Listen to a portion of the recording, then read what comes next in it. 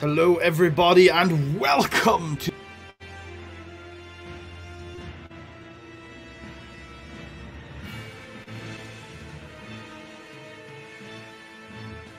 Marshall Peterson.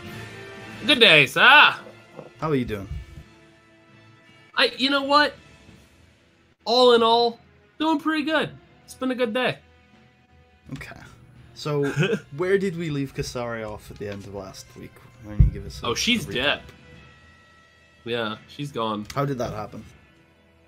She was torn apart by an ogre team in Blood Bowl. Ah. Yeah. I see. Things got nasty. Just kidding. Where we left off Kasari, she was on the planet of Solist, at the Jedi outpost there, and she had just gotten a mission from Revan.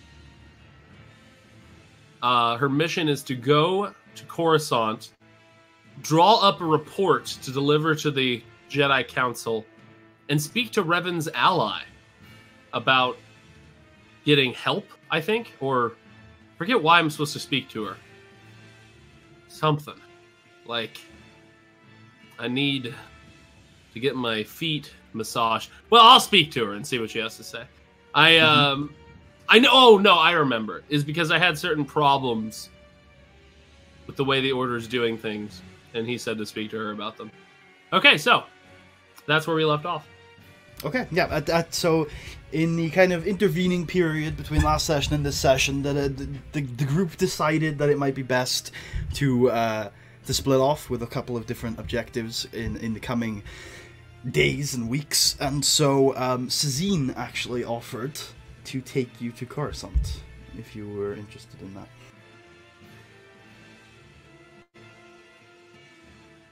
So I'm deciding where Coruscant is? Wait, what? Repeat it again? What?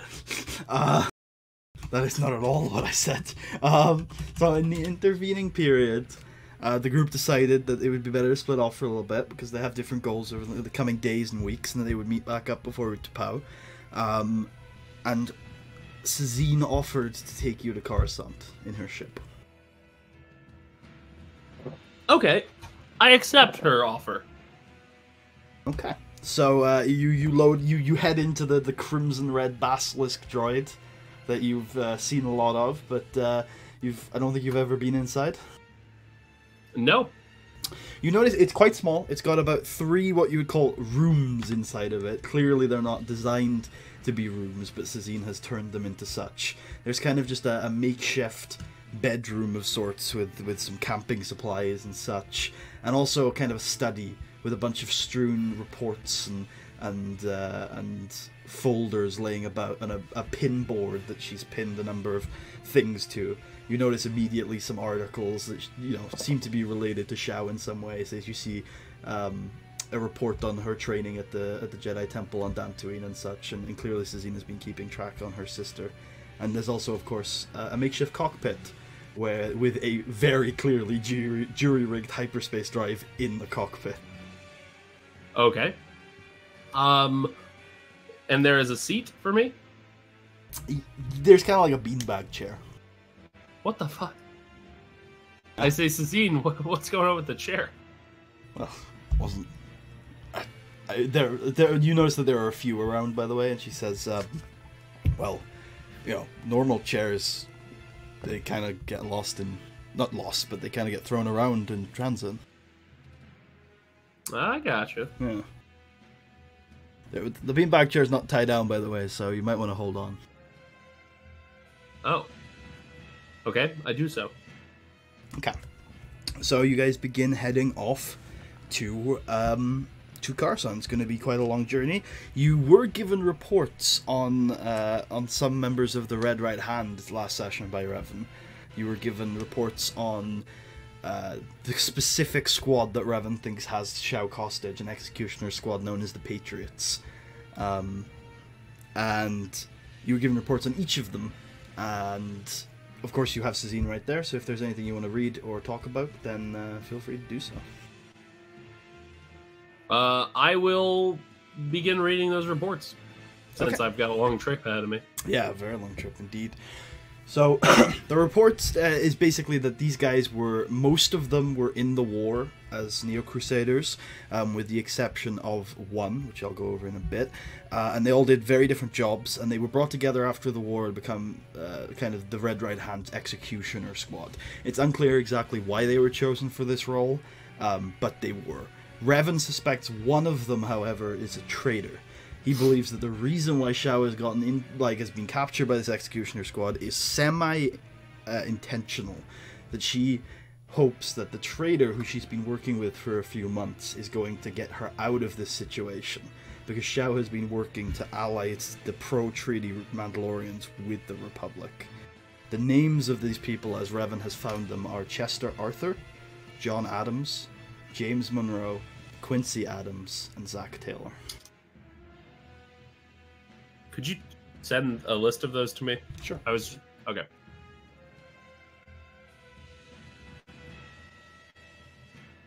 And what was their squad called? The Patriots. The Patriots. As listed, Chester Arthur during the war was a gun runner, and after the war he briefly ran weapons for the Red Right Hand between their main fleet and a station known as Dawn Draft Station. Oh shit! John Adams was just a frontliner and a weapons expert, and trained a bunch of the newer Neo-Crusaders in the art of war. James Monroe was a high-ranking general who was deranked from his position after he lost a battle, and never regained his position. About 5 years before the end of the war, he got deranked. Quincy Adams was a mechanic on many of the larger ships, trying to fix the Basilisk droids and the battle tanks and some such. And not much is known about Zach Taylor, other than he was some sort of priest of sorts.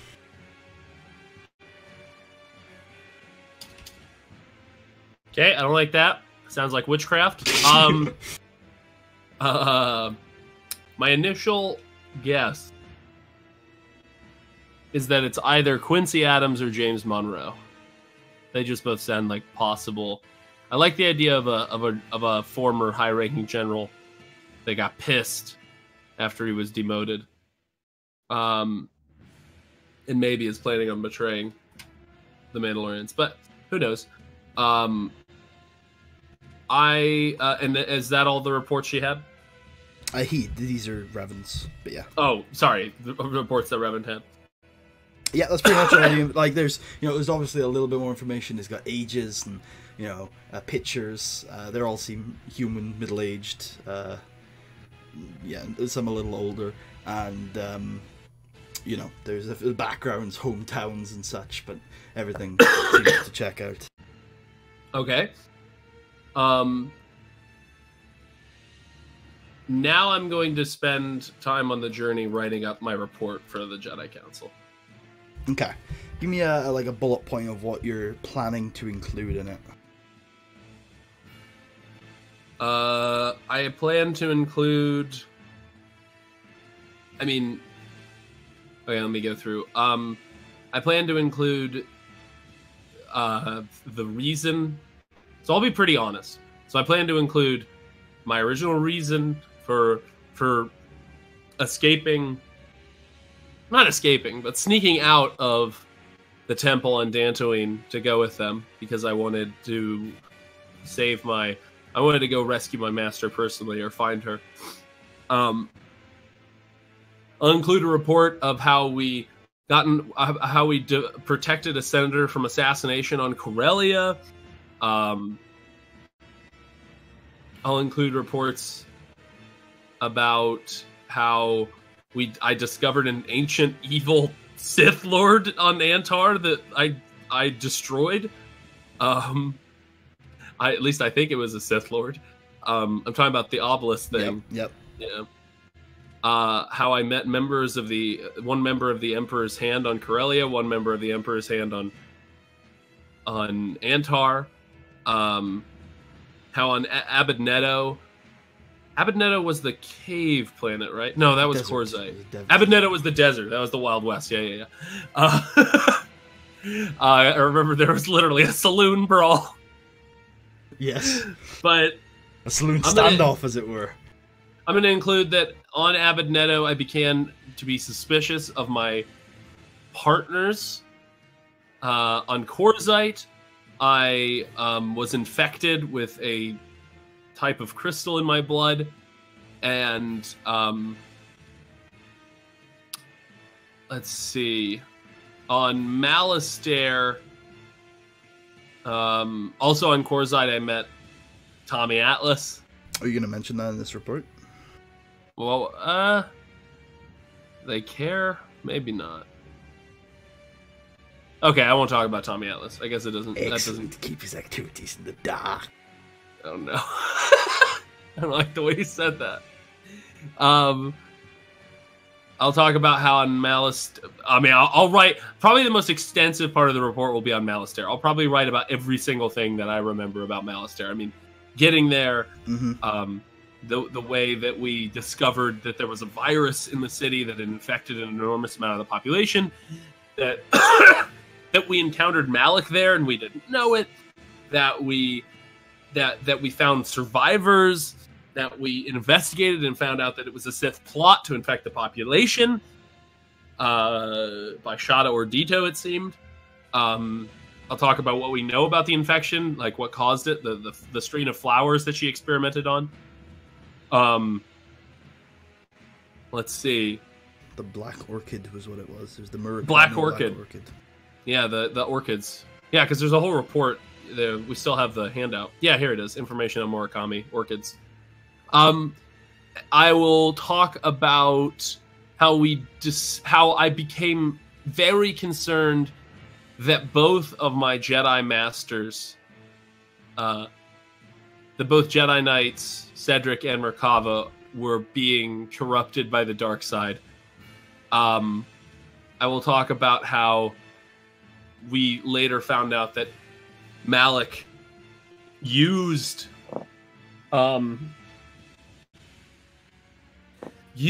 who we now know to be, I forget, was I ever told that the all-consuming evil was Ita? I feel like you were given enough information. Okay. To put that one together. So it's hard to always keep it straight, the meta knowledge versus, because obviously, anyway. So I'll talk about the fact that another former Jedi, Ita, was turned into some sort of Sith weapon by Malik that was able to stop me from being able to use Force powers that crippled the other Jedi members of the party, and that is still on the run to this day, assumedly. Yeah, I think you can, every now and then you might feel it, so I feel like you can definitely come to that conclusion. Yeah. Probably when you sleep. Okay. I'll talk about how on Naboo I finally confront how we left Merkava on Malastare. I'll talk about how on Naboo I confronted Cedric after I discovered that Cedric, who was infected and we tried to save the life of, I found out that Cedric attempted, basically killed the doctor we sent to save him, that I had to kill, I tried to arrest Cedric, but he cut off my hand, almost killed me. In fact, he actually almost killed me twice, because that was the first time on the ship. So, several times he almost killed me. I won't write about the Sith magic that was involved. Maybe. Ooh. Oh, maybe I should. You know what? No. I think it's important to be upfront about all Sith things. Okay. So I am going to write about my knowledge of the Emperor, of that he was aiding the two of them. Obviously, like, when this is written out, it will be in some sort of order that isn't just a jumbled mess of me saying facts. Yes, indeed. The Jedi will be like, "What the fuck is this? Are you a child? This is so badly formatted." You'll be like, "Yes." It sounds like you just It sounds like you just dictated your thoughts to a DM. No, but I'm going to talk about the Emperor and everything I know about him. That he is at various times possessed both Merkava and Cedric and inhabited their bodies in a non-corporeal fashion. Yep. That he still exists very much. That I forget. Do I still have his ring, or was that taken from me? I'm gonna say that was if it wasn't like explicitly taken from you, there were enough opportunities that the Dark Side Party would have taken that by now. So I'm gonna say that's taken. Might have come off when they cut off my hand. Yeah, maybe. Who the fuck knows? But do you write about how the Emperor saved you? Yeah, I'll write about that. Okay. Although, I'm not sure how much I actually know about that. Well, okay, what do you write then? Well, no, I'm asking you, because I was asleep. So, obviously, Marshall knows about what happened, but does Kasari... Was Kasari told by the Emperor that the Emperor saved her life? I think maybe she was. Well, he said... I think he was vague about it. He said something about doing a favor for Vance. And he even went above and beyond the original favor because he liked you and stuff like that. Okay. And he talked about the echoes. Yeah, I will also talk about the fact that I had to purge several dark echoes that were left behind by my encounter with the Emperor from my body. Or from my soul, more likely. And after I did so, I was left with a magic healing rock that can bring people back from the dead.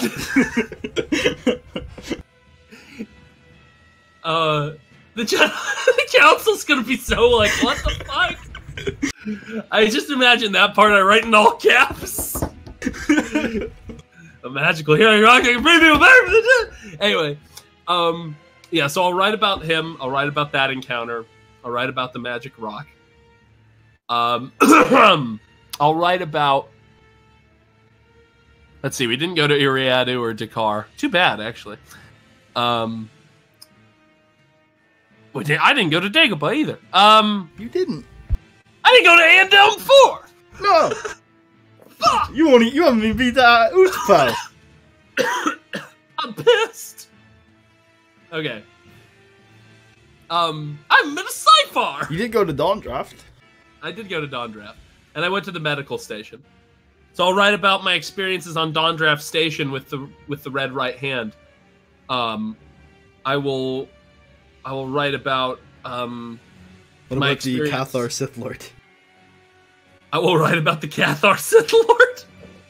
That, and I will make explicit that I would have engaged with this Sith Lord in combat if Cedric had not, I don't know what the best word, discouraged me from doing so. Let's see. I will write all about all the Sith Lords. Alright, I need a list of known Sith Lords. No. and then I'll write about my trip to Solist. And I'll specifically write about the fact that we discovered people who like had their minds wiped by Sith magic. They were basically turned into like Sith slaves. I will write about... I'll write about my meeting with Revan and how he instructed me to make this report. I can't think of anything else major that the Jedi would be interested in, so I think that's basically everything. Okay. Because obviously they wouldn't be interested in every little wacky adventure. I think they're mainly concerned about like Sith stuff. Or I think they love wacky adventures. Especially in the middle of a war. Yeah, that's the best time. Okay, this probably takes you the best part of the first day of travel, putting all this together and remembering it and such. It's probably been quite a quiet and maybe slightly awkward journey so far. I'm not sure if Zazine exactly knows what you're up to, but yeah, that's the first day. What do you Do you do anything else on the journey? The next day, I make it even more awkward. Nice. Nice. How so? Score. I'd start singing songs. No. Oh, by the way, like a little while into the journey, Sazine begins to like take weapons off and such. She puts the lightsaber in a drawer. This green vial she has on her belt, she takes that off and puts it down in a like on her table and such. I ask her what the green vial is. Do you ask her exactly like that? Yeah. Family recipe. That sounds so creepy. What's it a recipe for? We call it the waters of life. Shit, can that resurrect people? If they're not too far gone, it's not impossible. What? The Jedi don't have a monopoly on Force culture, you know. True that.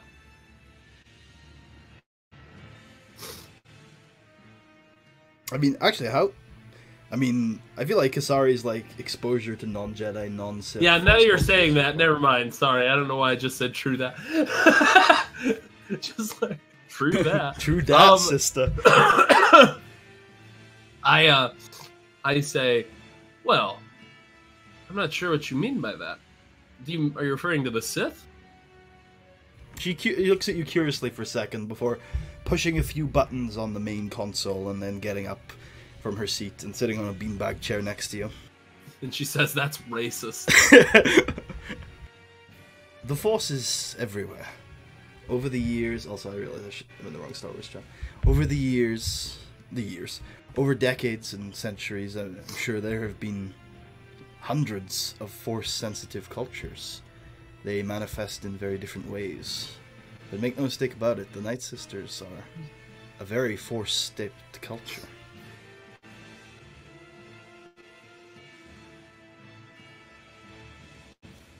I say, how old are the Night Sisters? I'm afraid you'd probably have to ask a historian for that, but I think it's been at least a few hundred years, although the culture has changed a lot since my mother took over. Your mother? Yes. Magdala, her name. Magdala Brackable. She led a violent coup over the Night Sisters 25 years ago. What did she one of my change? Siblings to be alive. First of all, she just wanted it to be a more competitive culture. She felt the women of the Knights of Dathomir were a lot stronger than the men, and felt the equal treatment of both was holding the culture back. She made it so the women of Dathomir were in charge of everything. She also made it so that everybody was more competitive, that strength was valued. The Force became a much bigger part of it. Also, in coordination with an ally of hers, she began to experiment with alchemy.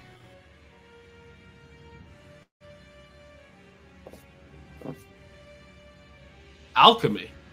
Yes. Force conjuration. The Force can be used to create things, transmute things from one thing into another. Never something I was any good at. My youngest sister, Sapphire, she could do it.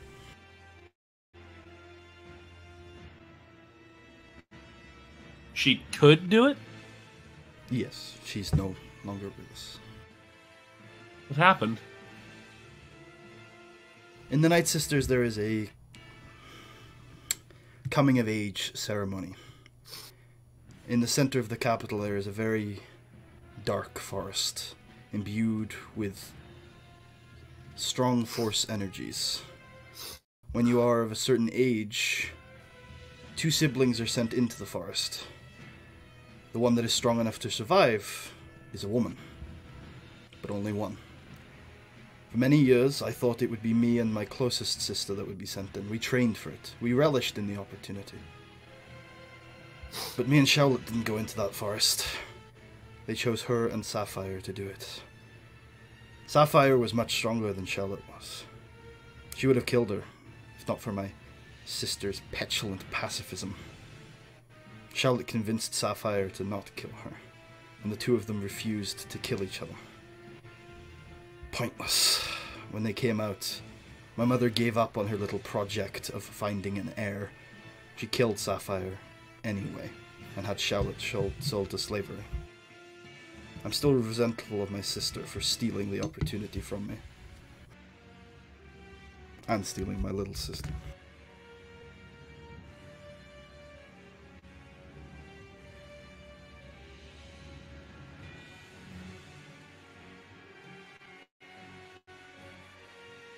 You're not angry at your mother.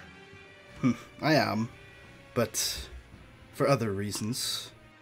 That was just how the Night Sisters are.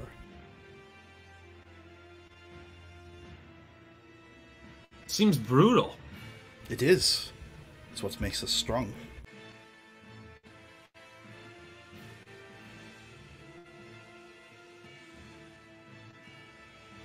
Why do you want to be strong? To protect home. To conquer all those that would invade us. Why not just join the Republic? You sound like my sister. Which sister? The one that was alive to see the Republic when they left Dathomir. The only one that left Dathomir.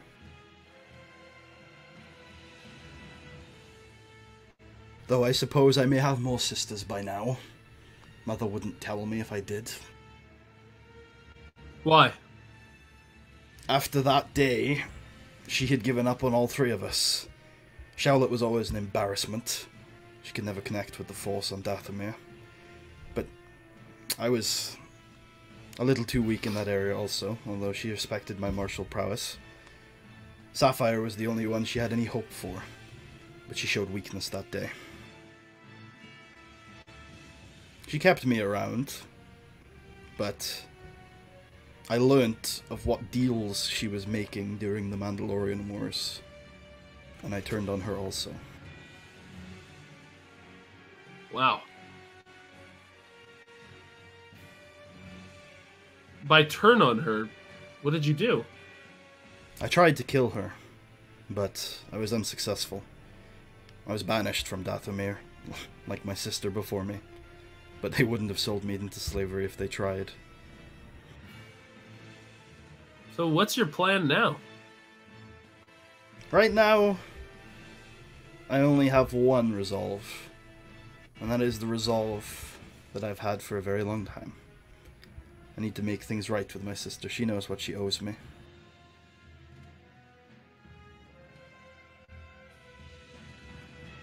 I see. Wait. What does she owe you? We trained our entire childhood so that one of us would kill the other. It is time that that happened. You're going to try to kill Shao? And she is going to try to kill me. How do you know she'll accept? Because she has honor. She has that left, at least. She wouldn't have become a Jedi and a general if she didn't. And she's told me, when the time is right and her job is done, she'll give me what I want.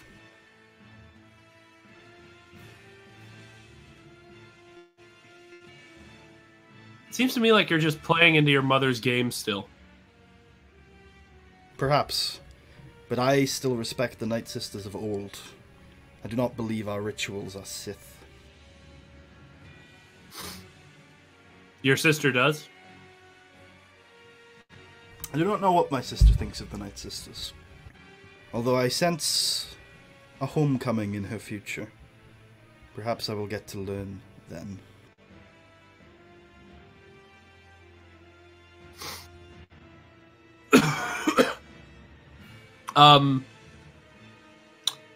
For the rest of that day, I will begin meditating. On anything in particular?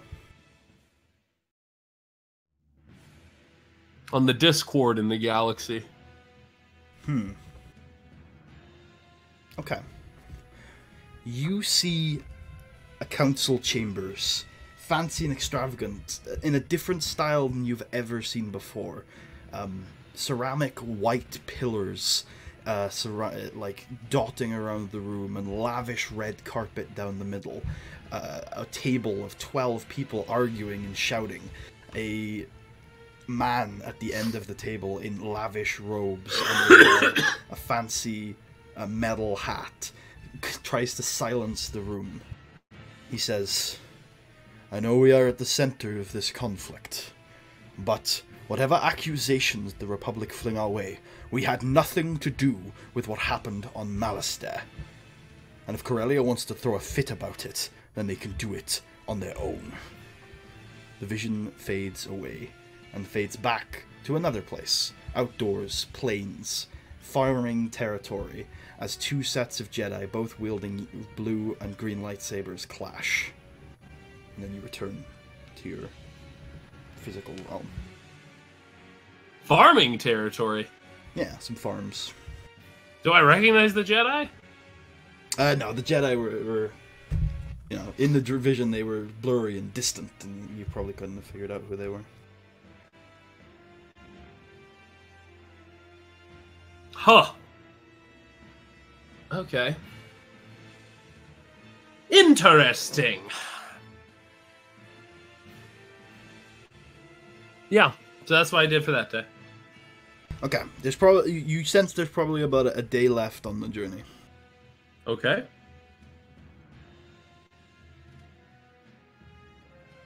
On that day, I will say to Sazine,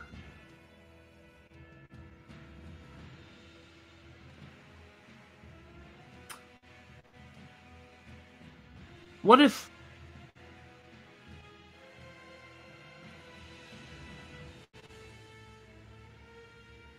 there's another way? It's probably been about a day, so she says, "What are you talking about?" You said you want to fight Shao. Yes.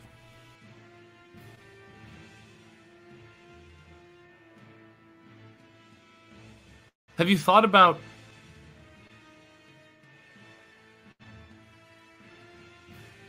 fighting someone else instead? Like who? Like your mother. An interesting thought. That would please me. Wow, that was easy. Okay. No. But the bond that siblings share in the Night Sisters is a deep one. Fighting my mother serves political purposes. It does not serve to soothe my soul. Wait, so you're saying the bond you have with Shao is the reason you want to kill her? Yes, that's what we spent our entire childhoods wanting to do, and it was snatched from both of us. We both lost a lot more that day, but the one thing that we can correct is we can finally do what we were always intending to do. She's changed a lot. Back then I would have guaranteed that I would win. Now, I'm excited to say that I don't know.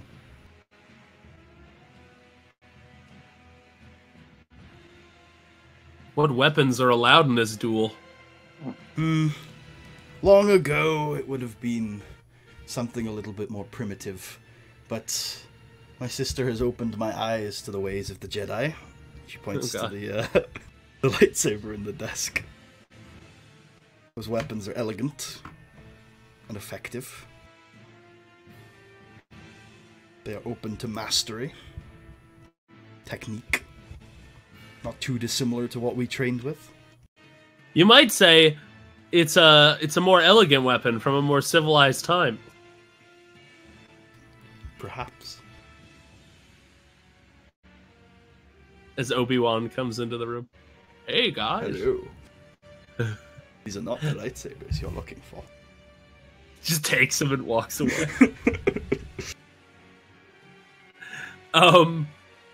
Little do we know that all the lightsabers used in the Star Wars movies were just taken by a time-traveling Obi-Wan from us. Yep. That is the backstory. That is all of the lore I wanted to cram into this campaign. All of it. So on this day, I will meditate on Malik.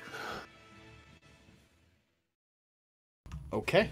You definitely, if you send your energy out into the cosmos, you seeking out the specific kind of discord and conflict that behests that individual, it is certainly obvious to see it. It is unprotected and wild and seeping into the cosmos. However, the darkness that you would have to walk through to get to that kind of place is difficult.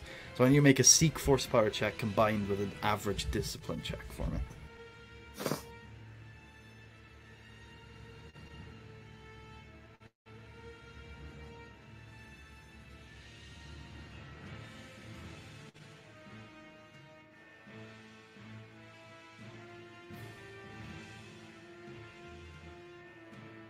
Garkabunga!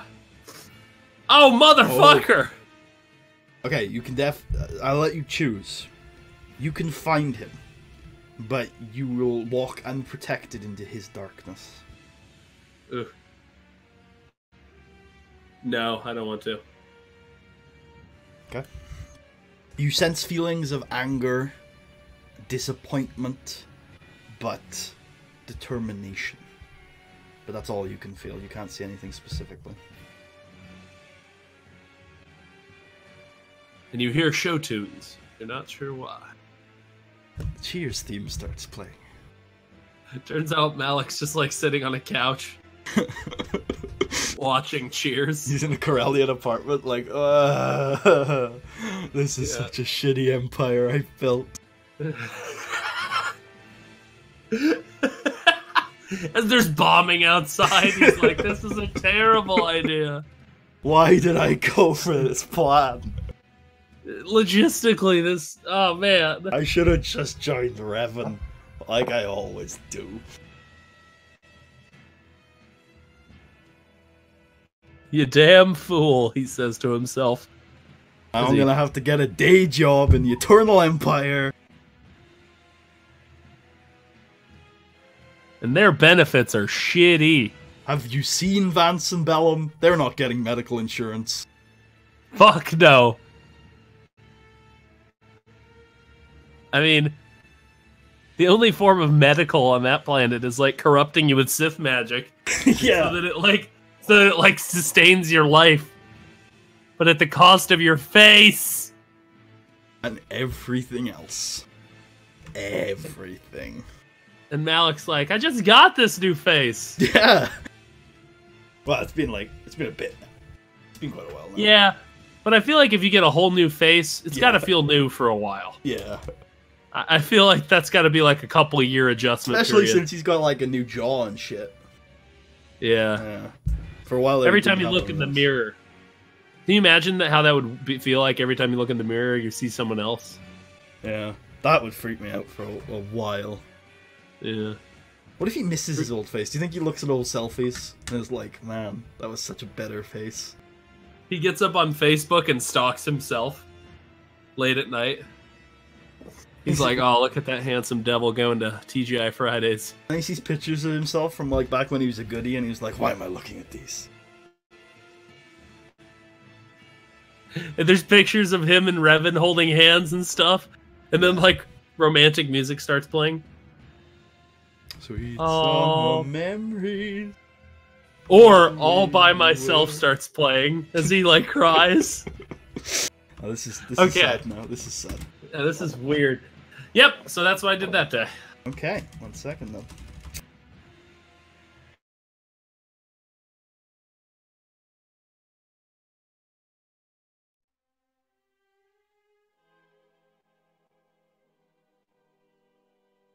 What was the name of the Jedi that Revan wanted me to meet with? Nomi Sunrider. Nomi Sunrider. I don't know. That name sounds both familiar and completely unfamiliar. Well, hey. I don't Look at that. know if that's... Okay, anyway. Yeah, so... You begin flying past... as you think you're kind of relatively close to Coruscant, you hear, because this ship has like no form of like headset, or nobody's going to be able to contact the pilot without you being able to hear it. You hear, "You are now entering the space of the New Republic. State your business." Shazine stays quiet and thinks for a moment. "Cargo," she says. "What kind of cargo?" "Just odds and ends. Junk trader. Heading to Corellia." Wait, what the fuck are we doing to Corellia? Wait, what? Did you say that out loud? Did you say that out loud? Wait, I thought we were headed to Coruscant. I don't say it out loud. Okay. I'm just thinking it. He says, "Your ID is familiar. Was it under the old regime?" He says, "This ship was built on Corellia. I mean you no harm." "Very well. On your way." She says, "I'm not going to Corellia. Oh, okay. It's the easiest way to get past these sensors these days. Or trackers, not sensors." After a little while longer, you begin your descent. She turns back to you and says, "There's no rural area on Coruscant for me to land. I'm going to go to a pretty shady dock. Keep your possessions close to you when we leave." I'm confused. Sure. We were just in Corellian space. No, you were entering New Republic space. Coruscant is in the New Republic? Do you say this in character, or are you saying this in mana? I asked, yeah. I didn't know that. Shazine says, "No, but we just had to cross over. It's getting quite big. It's getting close to Coruscant." Jesus Christ. Okay, sounds good. We're out of it now, don't worry. Oh, it's okay. only a short dip in. But I needed to. There was interference on the safe route. What kind of interference? Yeah, I think probably a battle.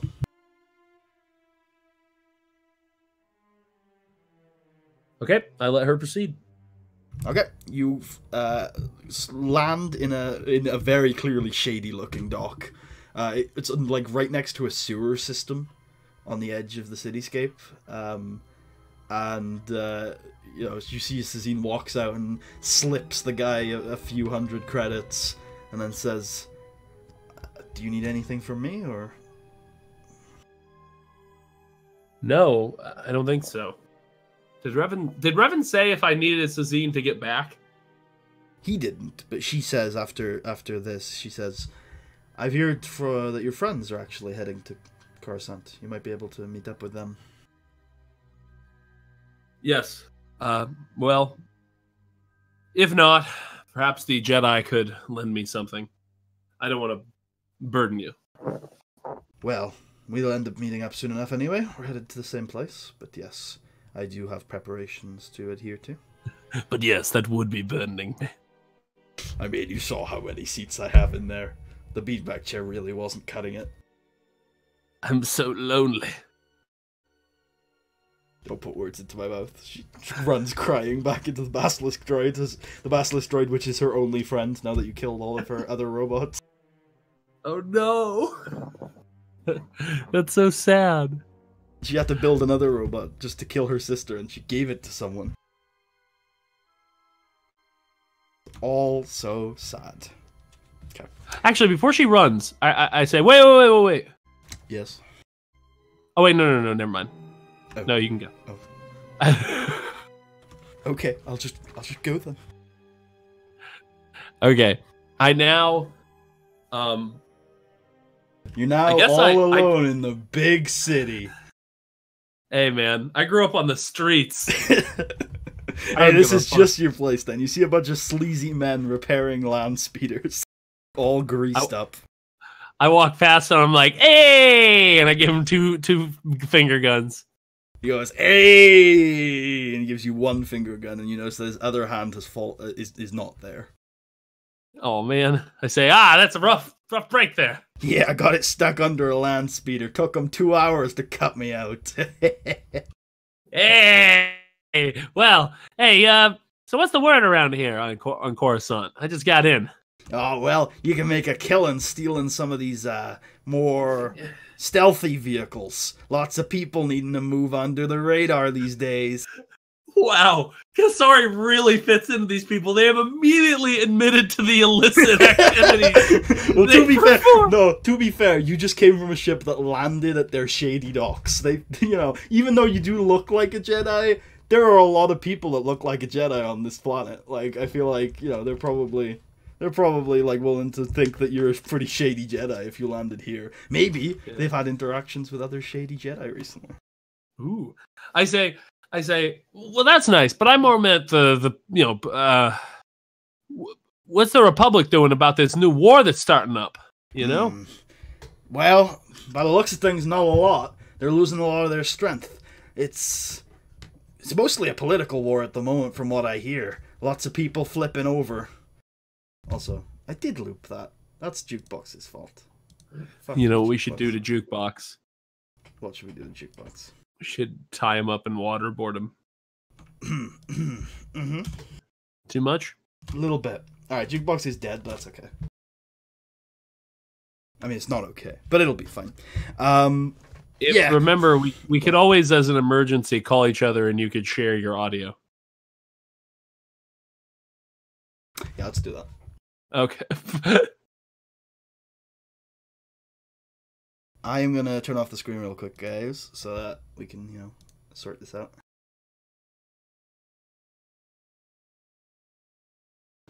Good day, sir. Good day, sir. Right. Let's see here. I should use a different tab altogether. Actually, no, the Mandalorian Wars tab should work.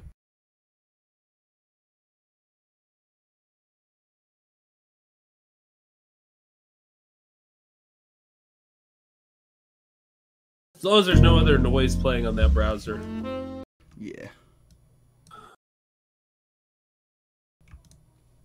Okay.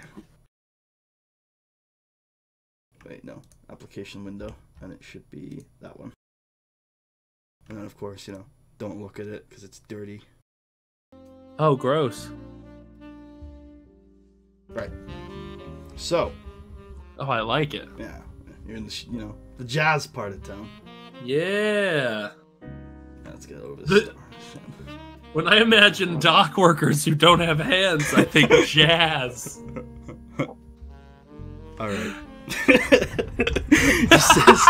Yeah, it's turning out to be mostly a political war so far. Lots of planets flipping over. Loses the Republic a lot of strength. They don't know where they can start battles and some such because, they send a fleet that flips the next day, and suddenly you got New Republic fighting New Republic, and then they're just going to turn on old. Damn. Yeah, all they can rely on right now is, well, Coruscant and Alderaan. Sounds like the same old situation they've always been in. Well, usually they've got Corellia to complete the triage, manufacturing powerhouse, but, well, it's the center of the New Republic. Yeah, that's rough. Seems to be churning out, too. These New Republic ships are coming out of nowhere. I know those Corellian mechanics were good, but it seems crazy. I've heard rumors of some sort of power that they have. Okay, so one, you've switched voices, and two, you've made some very Jedi-y statements, so why don't you make an average street voice check? I don't know why I just did that! You transformed from, Nar Shaddaa Kasari to Jedi Kasari.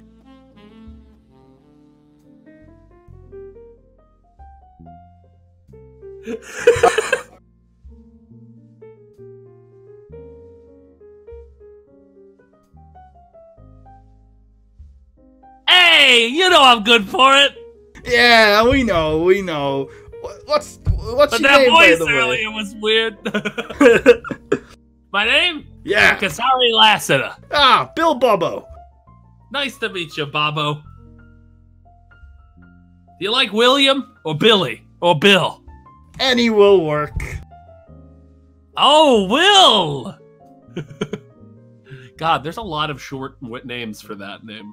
There are, when I think about it. It's kind of ridiculous. It was probably at some point in human history the most common, right? Because... It must be. And you'd need a bunch of short names to refer to it. I mean, how else can you explain Bill? Bill is interesting, yeah. I feel like Dick is similar, though, for Richard. Like, that's kind of... For me, that's out of nowhere. Yeah, Yeah, and then there's also Rick. So Richard's got a few names. Ricky Bobby. Yeah, anyway.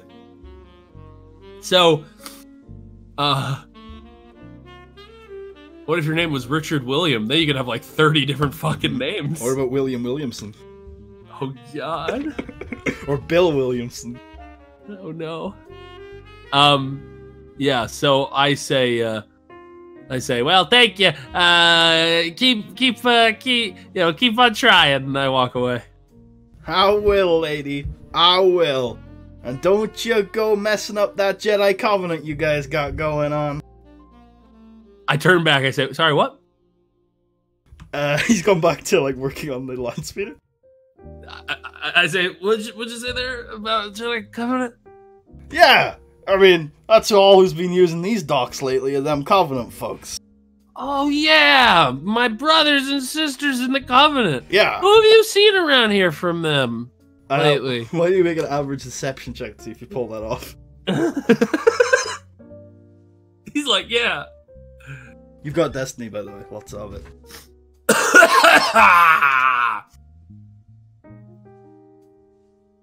Son of a bitch, should have rolled destiny. Oh, well, you know, I don't ask too many questions. That's what you guys pay me for, right? We pay you. Yeah, that's why we pay you. And I start walking away. You end up heading out from the Mechanics Bay and into the large, massive city street of Corellia. Air speeders flying above you. You've been to some bigger cities, but this is probably the biggest and most busy you've ever seen. Wow. Wait, actually, I think I've been here, though. Have you? Okay. Well... Did you train on this temple? I think in my background, I originally trained on this temple, and then I got sent to Dantooine. There is a chance, though, that even if you trained at the Corellian temple, you didn't spend a lot of time in the city. Let's see. Coruscant, not Corellian.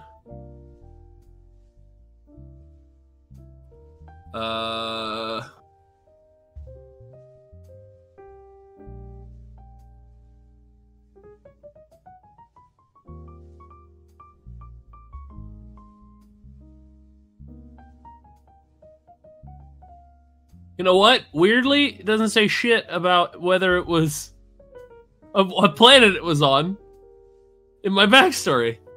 So I get maybe this is my first time here. You know what? We'll say it is. Okay, cool. Sounds fun. Okay. So yeah. So I am going to look for a taxi guy. Okay, so you see the ground floor of this part of the city is just complete civilian pathways. But you do see, a few entrances to like slopes that head up to a second layer, a couple of which seem to be like speeder lanes. Okay, I walk up one of them. A bunch of taxis are going so fast that you just can't think of how you would call them. Do I see anyone nearby? The civilian pathways down in the lower level were bustling. I go back down there and I look for someone friendly. They all look really unfriendly. They're like, "Excuse me, pal, I got work to go to. Let's get out of my way." They're pushing and shoving. Do I see any businesses? Oh, you see loads of businesses. Skyscrapers are everywhere. No, I mean like little shops that are here in the pathways. Why don't you make a hard perception check with setback for all of the people in the way? Hey, pal, I'm going to work. I'm walking here.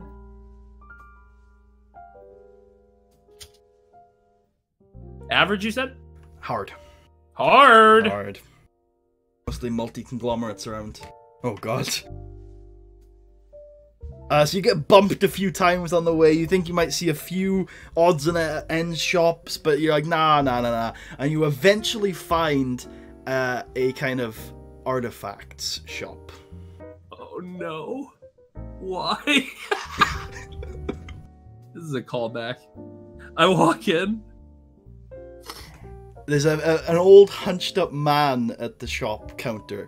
There doesn't seem to be any shelves for items, but there is a back room, and the man says, "Hello. Hi there. You look lost. Yeah, I was wondering. You know what will help you find your way? One of my ancient artifacts." Oh god, what are you selling? First I must read you to see if you're the type of person looking for my artifacts. Come closer, I cannot see you from there. I go closer. He puts on a small monocle and closes his other eye and looks at you for a little while and says, Yes, I think I've seen many like you recently, looking for power to defend yourself. Let me get something. And he walks to the back. Comes back with a necklace with a strange anchor-like symbol on it. This was worn by a great admiral during an ancient war. It will serve you well, and you'll never get lost in space. Wait, is this like a D&D magic item? You'll never get lost while in space. I say, how much is it? Oh, just a paltry sum of 2,000 credits. But for you, 1,500. I look at my pockets, which are very much not have that much money, and I say, do you know how you hail a taxi? Yes, you just hold this artifact up to them and they will slow right down. I don't think that... How does everyone else do it? They don't all have the artifact. Oh yes, these are very popular in Corellia. Most popular artifact store in all of the planet. You notice that the place is empty. It has a lot of dust.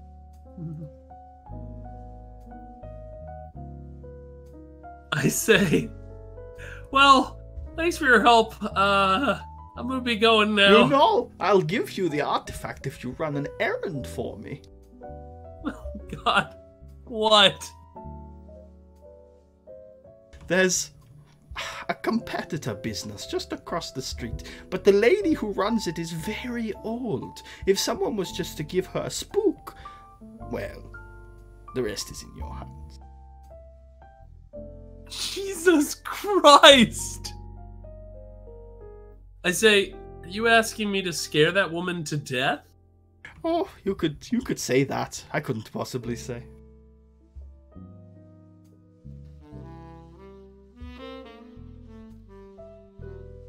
I doubt you would ask such a thing of a Jedi. Would you, old man? Oh no, I ask things of a Jedi all the time. Oh, wait, are you not with the Covenant? You look like you're with the Covenant. I say! You know about the Covenant? Oh yes, they take my artifacts all the time. Would you like to see some more? What have you given people in the Covenant? Oh, some of the ancient weapons I've come across in my travels. Robes, armor, stones, necklaces. Anyone specific you've met?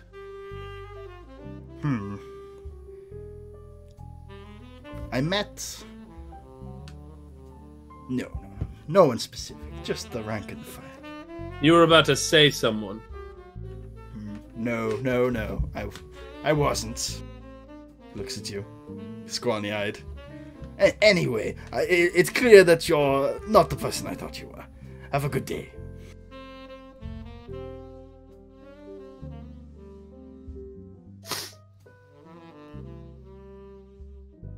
You will tell me who you met in the Covenant and I activate my force power. The influence? Yep. Okay, so once again, I will remind you that it is making someone believe something that is not true. Oh, what? Probably. I can't force people to say shit? Yes, but Damn it! You should phrase it, you want to tell me. Ooh, okay. You want to tell me who you met in the Covenant. Alright, the discipline of this guy is going to be one challenge for you.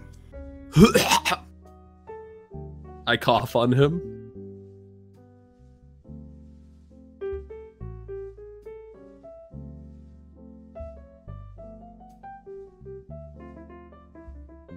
Swear to God, almost failed. I want to tell you who I met in the Covenant. A sweet little girl, one of Malek's new apprentices. Purple hair, I think her name was Rith or something. Rith? Yes. Damn it, like I don't know who Rith is. Actually, does Kasari know who Rith is?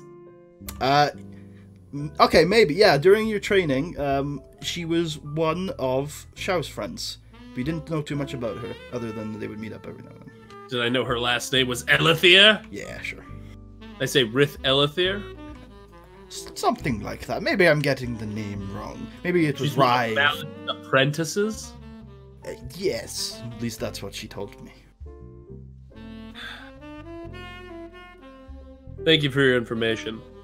I hand him 50 credits. Oh, you are very sweet. Thank you. I walk away. And I actually head over to the competitor shop. There's an old, hunched up old lady who says, "Oh, hello." Hi, ma'am. I'm new in this part of town, and I was wondering, how does someone hail a taxi upstairs? Oh, you buy one of my artifacts. Are you fucking with me, old lady? She begins heading to the back. I leave. Oh, I'm getting out of this hellhole. I'm gonna grab someone off the street. Okay. He says, "Hey, get your hands off of me. What, you think you're better than me?" I don't think I'm better than you, you son of a bitch! Hey, how's it going? What do you need? I knew it would work. I don't know why. I thought this is either going to start a fight or he's going to be very reasonable. Actually, make an easy streetwise check.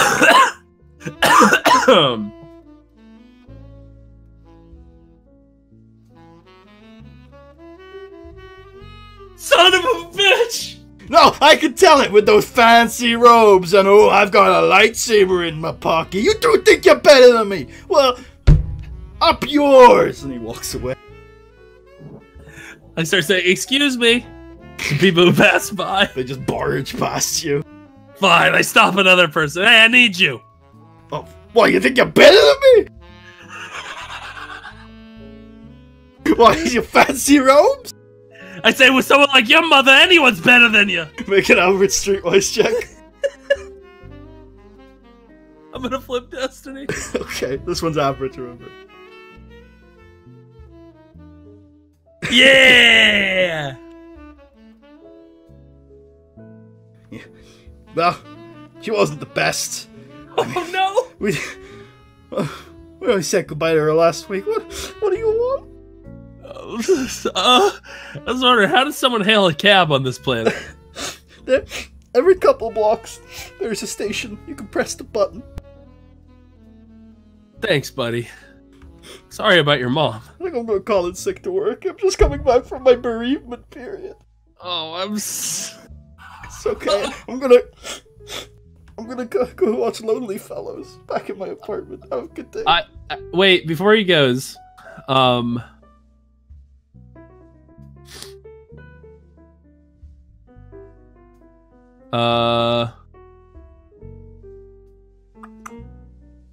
second. I am going to use I'm going to use influence to have him accept an emotional state of happiness. Okay, that's just a strict force power check. Okay.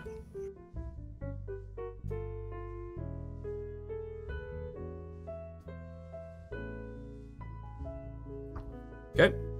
Okay. I do so. You do so. He kind of as he walks away, he kind of like his back straightens up a bit, and he says, not talking to you, just to himself. No, I can work today. It's time to move on.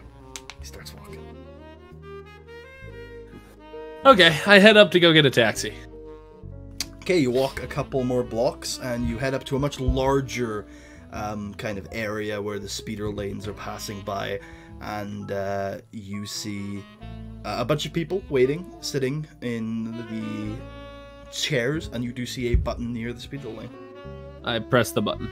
After a while, its taxi comes speeding right next to it and stops instantly. You see through the window a Biff driver saying, "Hello, how can I help you?" I need someone to take me to the Jedi Temple. It's quite a long journey. It'll be 200. I can pay. Good. He opens the airspeeder door. I get in. He begins speeding. You see a bunch of the skyscraper skyline, the lights darting as you kind of move up into like the second and then third level and begin making kind of a U-turn around some of the skyscrapers. He says, "I haven't taken anybody to the temple since the Covenant came. What are you doing here? You with them?" Jesus Christ, literally everyone knows about the Covenant, I say. Well, if you're heading to the temple, then you're probably going to find a lot of people. You walk in the same path the Covenant did. Didn't the Covenant go to the New Republic? Are they still at the temple? I'm not sure what happened to them, but a couple days ago they came for a visit. Huh. Do you know any members of the Covenant? Just the ones that rode with me. 3 of them. All human. 1 girl, 2 men. You don't know their names, though? Yeah, never asked. Fair enough. These Covenant members sure make a very flashy entrance.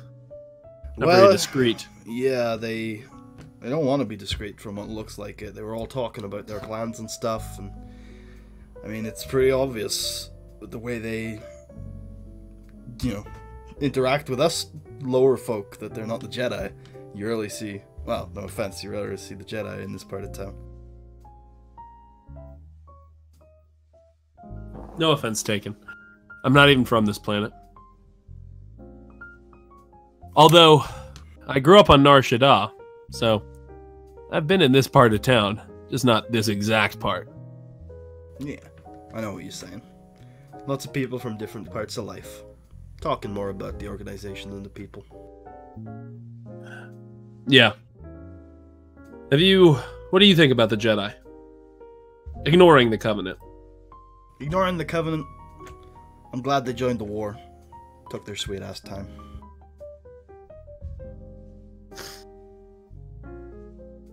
All a little bit too tutti-frutti for my liking.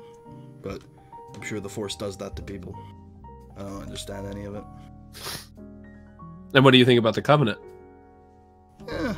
They seem more pragmatic, but they certainly don't take any prisoners. What do you mean? Figuratively, or have you literally seen them kidnap someone? No, I haven't. They don't take Because if so, they're being so blatant. Oh, you're right. They don't take prisoners. Yeah. Have you seen them murder someone? Well, whenever the New Republic takes over a planet, let's just say there are a lot of casualties. When the Jedi were in the Mandalorian Wars, it didn't seem so blunt. Well, aside from a few occasions. Heard a few stories during the war, but that was 1 or 2 Jedi generals. Went a little too far.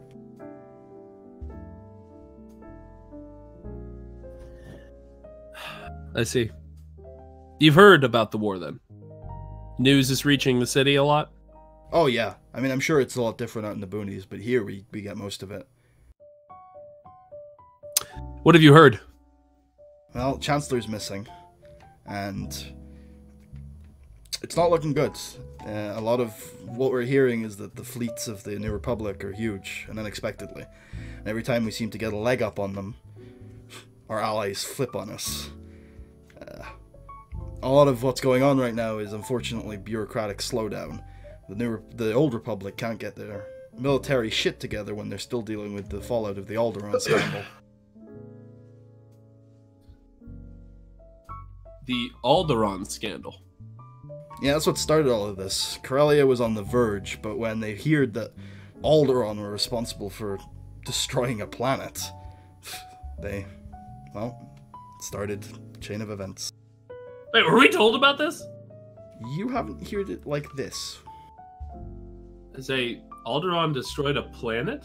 Well, kind of. That's not even possible. From what I hear, they're the Savoya family. They have like a Star of Death or something. The Savoya family, one of their high-ranking royal families over there, infiltrated Malastare. Ever hear of it? Yes, I have. And unleashed some sort of death plague. We haven't heard contact from there for years, but finally we're starting to get the details. They got out when some people apparently made the run and refused, gave out the evidence. Who said that oh shit, was that us? Oh no. So when when Corellia heard about what Alderaan did, they demanded that Alderaan be expelled from the Republic or they'd leave. Well, Khan called the bluff, and Corellia left. Then it wasn't a bluff. Indeed. Oops. It's a figure of speech, lady.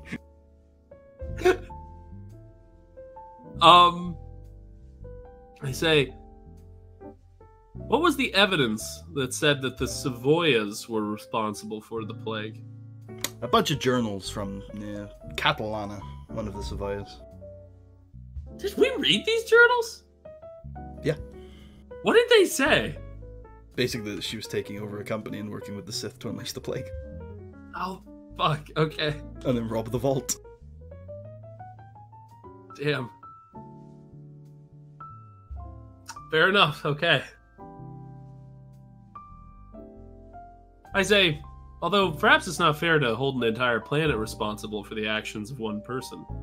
Yeah, I agree. That's why we've stuck by Alderaan. And we don't even know the whole details. We still haven't been on Malastare officially. Yeah, can't imagine going there. I scratch my head. Me neither. I drove a few of the spaceships, but I wouldn't make it through there. Just a few cargo runs. Well, I used to. I used to make runs to Corellia, but well, I don't think I'll be doing that anytime soon. Yeah, maybe I'll sign up, enlist, make some more dangerous runs. I'm getting close to the end of that opportunity of my life. Maybe I should do it. Maybe, buddy. Maybe. He looks out to the growing skyline as you guys head towards the main city center. Well, I'll tell you what, if you really want some inspiration in your life, I'll just murder you and resurrect you, because that seems to really do it for people. I don't say that. Oh, okay. It's a reference. Yeah, it's a good one. I was just wondering if it was a meta reference or an in-character reference. No, I think that might freak him out a little bit. He'll be like, oh god, you're worse than the Covenant. Okay. Since it's just a little bit left until we get to the temple, I'm going to take my papers, review my report to make sure that there's no typos. I mean, I'm sure I already did this, but I'm just to do one last check.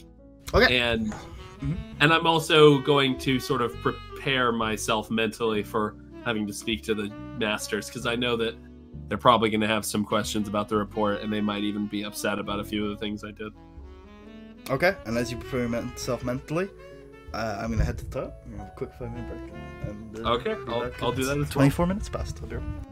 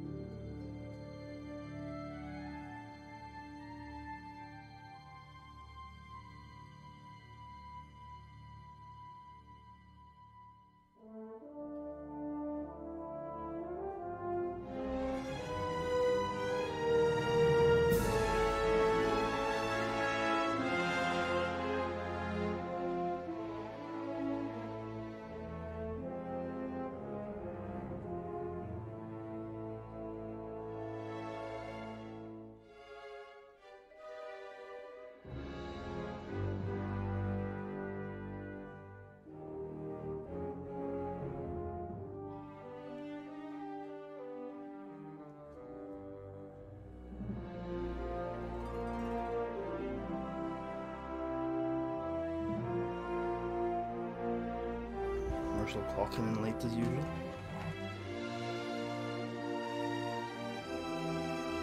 My feet are freaking cold. I need some socks. Maybe a blanket.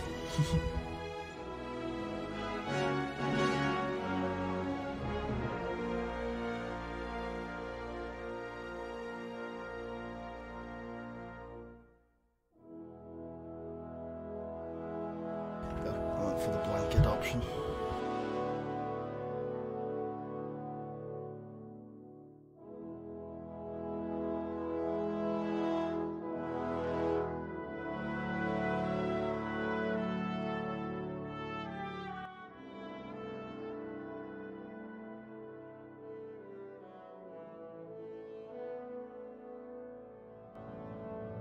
I like the music being a bit louder.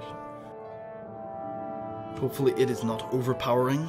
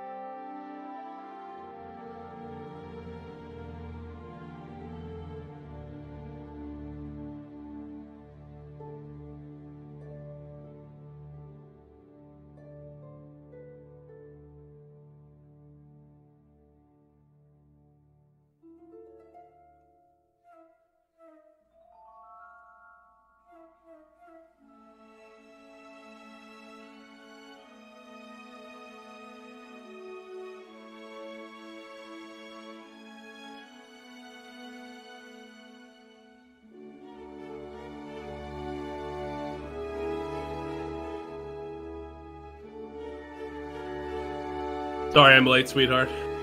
Damn it, dude. You're so late. Uh-oh. So late. The latest. You should beat me to death with a tire iron. I already have. What? Mm-hmm. Okay. So, you make the final ascent down into a central part of the city and into more flat ground as you make one final lift up and stop at the temple grounds. The ornate kind of brick temple at the center of Coruscant. Some spires adorning the sides of it. Well, this is the place. Have you paid him yet? I pay him now. Yeah. He says thank you and good luck with everything. You want to do this for free? I want to do this for 200 crowns. Damn you! So yeah. I get out and I take a moment to sort of reflect on the architecture. It's beautiful and old.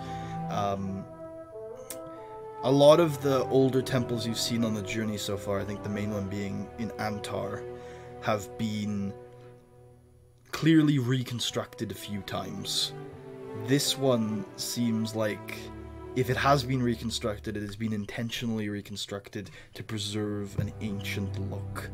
It's very, very straight. There's not a lot of curves or fancy architecture to it. It's very simple.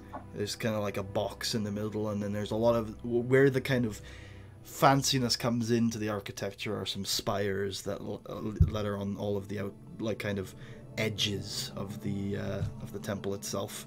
It's quite large. I realized the other day I was looking at the picture of the temple, and it looks a lot like a Babylonian ziggurat, you know? Like I know what you mean. Yeah, it's huge, and it seems to have a large central kind of tunnel entrance ahead of where you are, with a few very basic kind of decorations between the two areas. There's a few like trees and bushes. Are there giant statues of the Jedi? Not on this side. Not from where you can see. I'm on the rear. Okay, I go in. Okay, you begin walking through the kind of tunnel entrance that you see in front of you, and it is surprisingly quiet.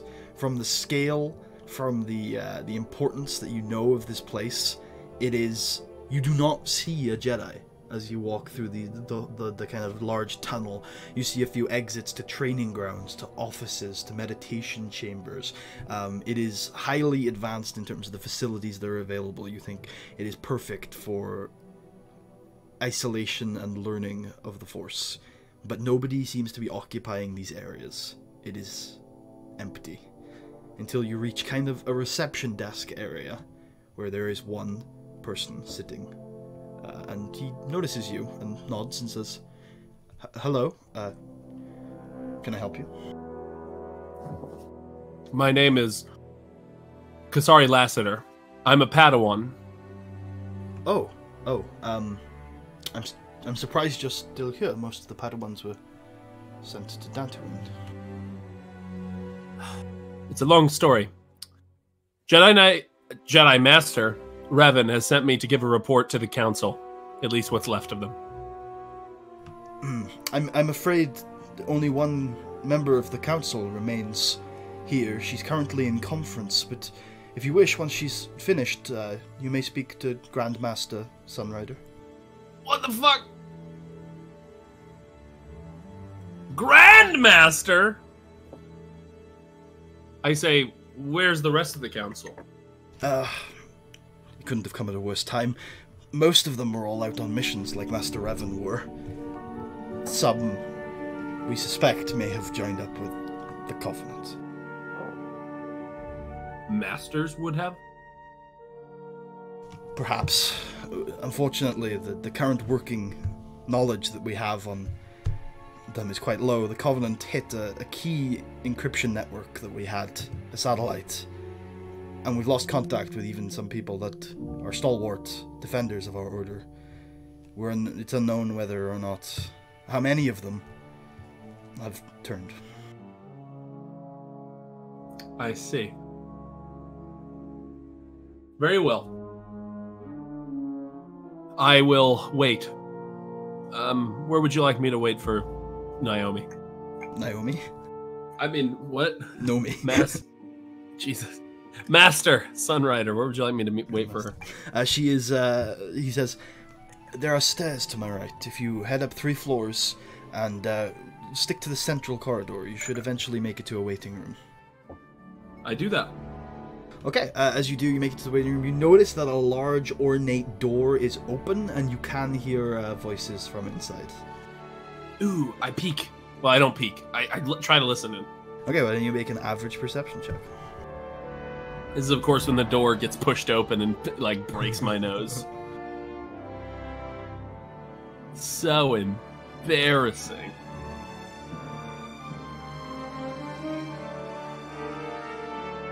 Damn it!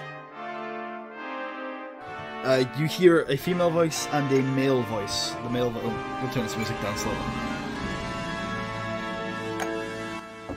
It's pretty fine for me right now, but... Yeah, it hit a crescendo. I was like, my god. You hear a female voice and a male voice. Both seem quite old. Both seem worried and in conference, but you can't make out any of the words. I go and wait where I was told. You wait for a little while until eventually you hear the conference stop, and you hear a long... and a few clicks and another conversation, and she says, oh, very well. And you see an old, very clearly, like, not too old, like, probably younger than you were expecting, maybe late 40s, early 50s, woman walk out with a large smile on her face. And she says... Hello, come in. I wasn't expecting a visit. I give her a bow, as is customary, and I say, thank you for meeting with me, Master. And I walk in. Okay, the room looks like a mess.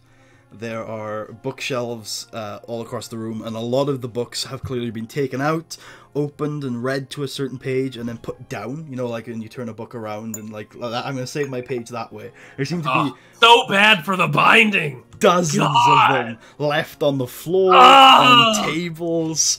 All these bindings are being ruined. There are a few kind of data pads laying around as well, but it's mostly old style books. There's clearly a giant screen for for conferencing that was just being turned off, and there's a hint of smoke as something like sizzles in a jar nearby to a table, and she sits on the desk and says, I haven't been told the entire details of your visit or your name. Who are you exactly? I'm Kasari Lassiter. I'm a Padawan from the temple at Dantooine. I have heard of you. She looks at a picture on her desk and then puts it back, and you can probably catch the picture if you look at it in the right angle. It's a picture of clearly her, and you recognize Xiao, and you recognize another woman. You see another woman that you don't recognize. I was like, if I recognize her, just tell me her name, buddy. Don't play these games. Don't play these games. And they're all smiling and kind of clearly taking a picture. They all look to be in military gear. That'd be funny if you were like, Kasari recognizes her, but Marsha will never know.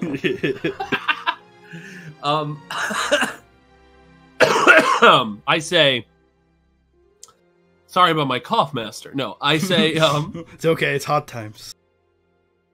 I've got black lung from the mines. I say, I have been on quite the journey, and Master Revan wanted me to speak with you and give you my report. Well, give the council my report on what has happened. And I pull the report out of my robes and I hand it to her. She takes it, keeping eye contact with you, and she says, yes, I can see why. I sense it within you, the trials you must have gone through. Setting out on such a journey without even finishing your training, it must have been difficult. Please, by the way, I've only just ascended to this post. I still find it a little awkward being called by such formalities. Please call me Nomi. Very well. know me, I want to apologize to all the Jedi for leaving my post. I let my emotions get the better of me. I still want to save my master. Yes, I imagine you would, and there might be need for reflection, but I feel there is no need for apologies. I feel like sometimes this order has been a little too rigid over the last few decades. Anyway, it might have been for the best in some ways. Your master, she taught you as the person she wanted to be. Perhaps not as the person she was. But with all of the darkness you have been confronting since you left Dantooine, your teachings may have been misleading. I wanted to talk to you about... You're actually a Sith! She pulls out a red lightsaber. the Emperor's been the good guy all along! No, anyway. I think Revan wants us to talk about a lot of things. But one thing I notice as I sense what you've been through is the amount of darkness you've had to confront. The Order has been very rigid in its teachings. It wasn't always that way. She stops for a moment and then gets up towards that pot you saw on the side and says, "Would you like some tea?" Sure. Yes. She pours 2 cups and hands you one, and also grabs another book from the from a bookshelf and places it down on the desk and starts flicking through it until she gets to a picture in the book. 2 orbs, one black and one white. And she says, "Before our order, there was a similar one, the Jedi, and sounds like the same thing to me." They were isolationists on a planet called Tython. Monastic. They came a lot closer to understanding the Force than we ever will. They believed, as we do, and I'm sure this is a belief that you hold, that the dark side corrupts. That going too close to it, spending too long next to it, it corrupts you slowly, killing what you are and making you into something else, changing you. The Jedi believed that the light side did the same. That if you strayed too far to the light, without accepting the dark, without acknowledging the dark, that it would change you into something else. It was a lot easier for them. They had their moons, Ashla and Bogan, representing the light and dark respectively. These were great sources of the Force, and they allowed them to center themselves. This philosophy worked for a time, but it did not work when they were subjected to an external threat. There were people within the Jedi that, when forced with an external threat, reacted in ways that terrified the rest of their group. They were willing to go to bigger lengths, more dire means. And so, as very similar to the situation we find ourselves in today, the Jedi split into one group that was willing to go too far, arguably, and another group that wasn't. The group that wasn't formed into our order. The group that was were the first of the Sith. And for many centuries since, our order has been terrified of the dark side. Just a raw hatred of it that in and of itself births more dark side energy. Over the course of the last few centuries, every few years, it happens again. The cycle of hatred starts again. The greatest producer of the Sith are the Jedi. Because we stick to... well, there are a lot of explanations. But I feel like ignoring the dark side just lets it fester. Lets it grow within you. I don't think we should embrace it. But to acknowledge its existence and accept it within all of us instead of ignoring it like we have, is important. The order is changing. I think you should judge people by what they have done, rather than what you think they are. I know you have been subjected to a number of people. I've heard about Vance and the other one. I do not think they are evil because of the dark side. I think the dark side feeds on their evil.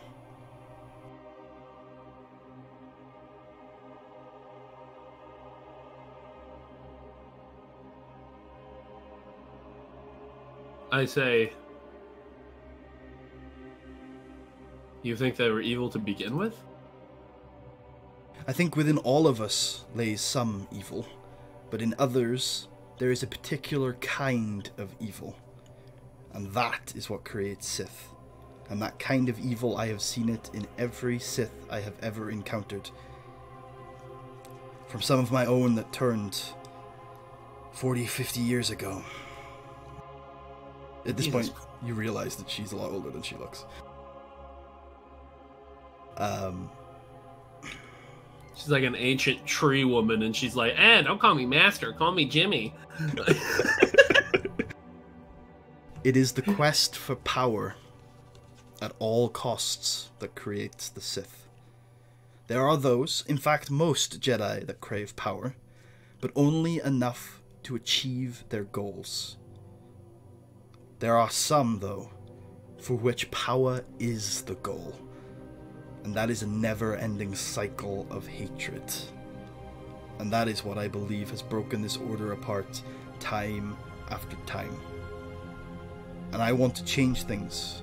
I believe people like Master Revan are what can bring this order forward. He recognized the darkness within himself, but still took the actions that he believed in. Whether they were right or wrong, it's not for me to say. We have lost much from the Mandalorian Wars, but perhaps we stood to lose more if we didn't take the actions that we did. I'm not sure which side I fall on, but I know that people who stand for what they believe in, and that is what drives them rather than power. That is what this order should be about. I see great power within you, Kasari, and it worries me that you've been subjected to such darkness, that perhaps that is what you seek. Darkness? Power. A power that darkness can get you. Is that your goal? What do you fight for? I want to save my master. Admirable. Something worth fighting for. She smiles and she looks at the report for the first time. She begins flicking through it.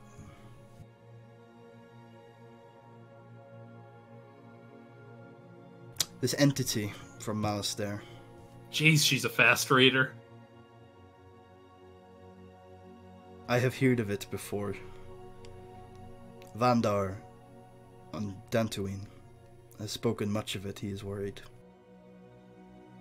And the other two, well, anyway, there's time for that. Of course Vandar's worried, he's an OG. He's a fucking pro and he knows what he's talking about. We should all be listening to him. Yeah. There's something that somebody should have done a while ago, but you've been very busy. She stands and says, I think the old ceremonies are out of date, but you have gone through more trials than any Jedi Padawan should have. Your master really should be here, but we do not have time to wait. I do not want you to swear on the old Jedi code, although you can if you wish. But I would like you to come up. Swear by the Sith code. I'd like you to come up with your own oath to this order, if you so choose to remain in this order. I will not force people to do so. I will not stick to the rigid rules of the past. If you do not believe in that symbol, and she points to a banner of the Jedi Order behind her, then you do not believe in that symbol and you cannot fight for it. Just because you are force sensitive does not mean you belong to us. You may choose your path, but if it lays with us, I would be happy to welcome you into this order as a knight.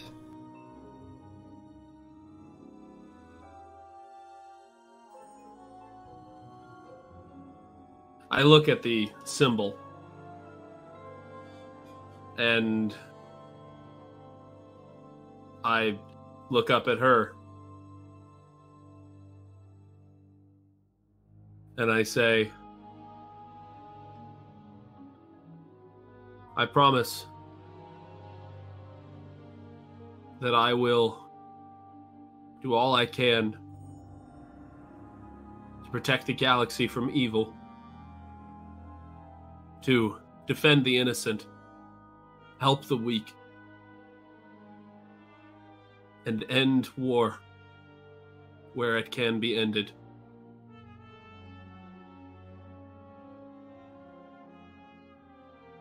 You are now a Jedi Knight.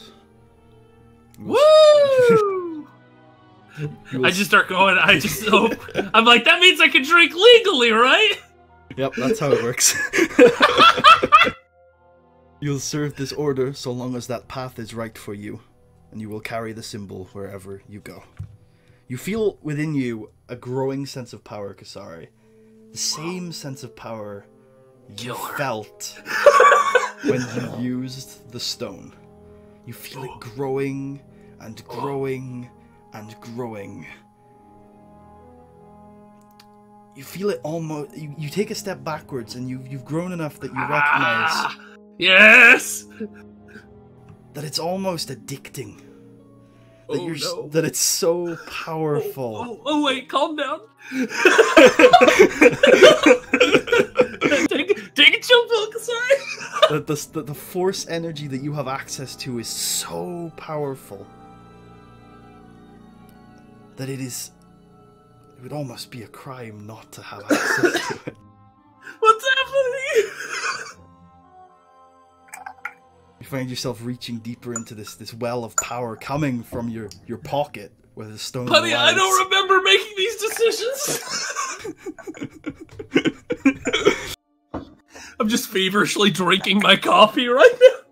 You feel yourself in your mind standing on a precipice. On a precipice. On a threshold. And you feel great power beyond it, but behind you lays clarity. Lies the physical world. In front of you lays the world of the Force and the energy that you could access, the power that you could gain. But behind you lays you sitting in a chair in the Jedi Temple. Do you walk forwards or do you walk backwards? Can I talk to myself? Yeah, you can talk to yourself. So, what's going on here? Your words echo across this vast nothingness. You hear in the return a familiar voice, but you can't quite put your finger on it. It is male. It says, "You're special, Kasari. No. You have power." It echoes through your mind. No. Take that power and do what must be done. You hear another voice, familiar, but you can't quite put your finger on it. It is female. No, you already have enough power to accomplish what you need. Never again.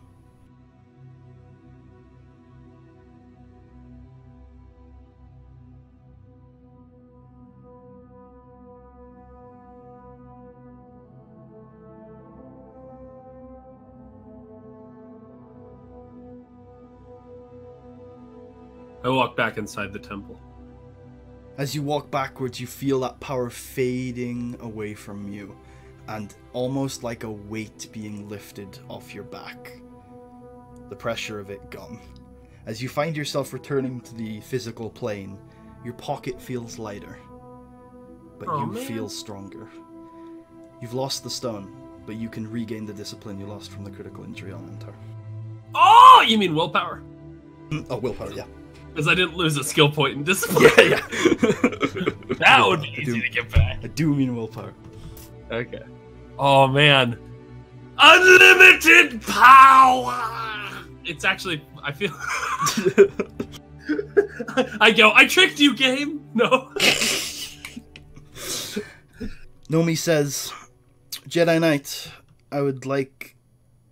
Oh, I get it. I don't get to call you Master, but you don't call me by my fucking name. I'm just kidding. What did she say? I would like your opinion on something. These two, Bellum, Vance, is there nothing left? I don't know. I severed my connection with them. I didn't want to allow them to corrupt my soul. But... Sorry. Perhaps there's something left. I don't know. I haven't seen them in a long time. All I know is that they've been killing people. To be fair, some of those people were Sith, but they tried to attack a senator. I've heard reports of them slaughtering police officers. Who knows how many innocents got caught in their bloody conquest. I think if the Emperor could be removed from them, there might be a chance, but until that happens, I'm not sure. Perhaps in more peaceful times, we would spend more time trying to regain lost allies. But we are at war. Unlimited power. And this is one of the most difficult wars this galaxy has ever fought. These two... You think we'll need to use clones? Well, you know, there's a medical station right outside Naboo that might be able to help with that. Oh no! These two are of grave danger to us, and so long as they remain active agents in the galaxy that we must protect, they are enemies of us. Would you agree with that assessment? Yes. Then, as the Grand Master of the Jedi Order, I will give you your first orders as a knight. Your mission, along with, of course, the personal objective you have for yourself, your mission is to accompany Master Revan and neutralize those two on Utapau by whatever means necessary. Master Revan has his own orders, as I'm sure you're aware, and you both have a personal quest. We will not get in the way of that. In the meantime, I have my own mission to deal with. Cuts her. It's just need to go to the hair cutter. No. I say, very well, Master. I mean, know me. When I you will meet, it will be done. When you finally meet up with Shao, know that she is vulnerable. Oh, I thought you were saying in out of character, like, so you went through all that. You're now meeting up with Shao. I was like, what the fuck? When No, you sorry, finally continue. meet up with Shao, she will be vulnerable and honest. You will see a different side of her. But what you have learned of her already is a part of her. And she fights for the Republic. That I know.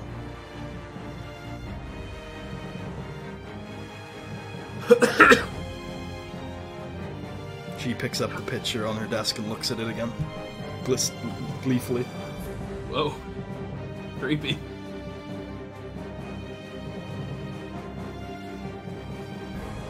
I say, very well. I'll be on my way.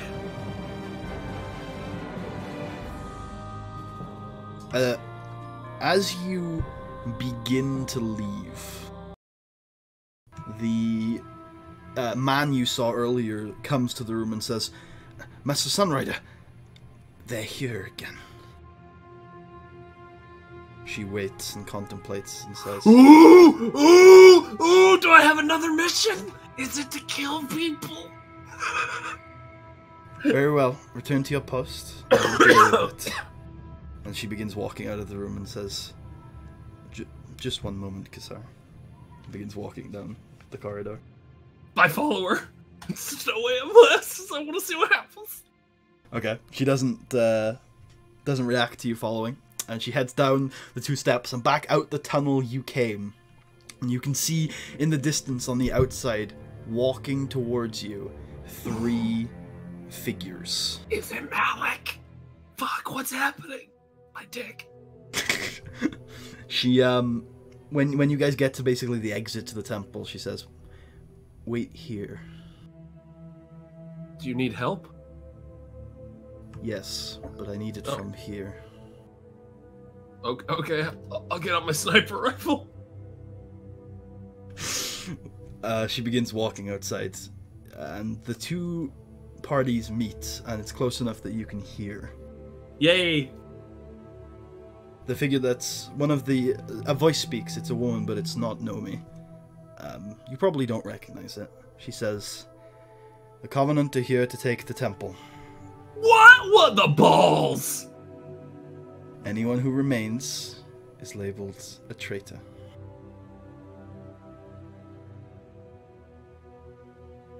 That will not be happening today, Nomi says. Just like it didn't happen last week. Well, they come every week! That's awesome. You may have brought more frightening allies this time. Do I recognize these people? If you peek out, you see a female, and that you probably recognize as Xiao's friend. That's probably Rith. You see a male that you don't recognize, and you see a male that you occasionally saw around the temple on Dantooine. You were training probably in the same, generation as him, but you weren't, in the same group or anything. And you know that his name was Bandon. Oh. I remember him from the vision. But you still haven't sent Malik, which means you do not care enough about this objective to really try. There's a bitter silence before the female voice says again, "This is the last time we ask peacefully. You will strike me down? Please, do. What? Then we will know for sure what it is your covenant stands for. Oh. If you do walk that path, walk it with pride. Do not hide behind ideals and beliefs. Do not hide behind the label of Jedi when you stand here just the same, filled with hatred and malice as any Sith that I have ever met." There is another bitter silence, and then... Calling him. Whoa!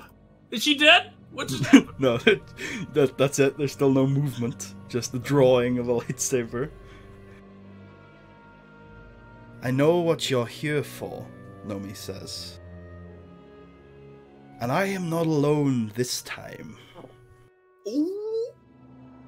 Do you sense it? Yes.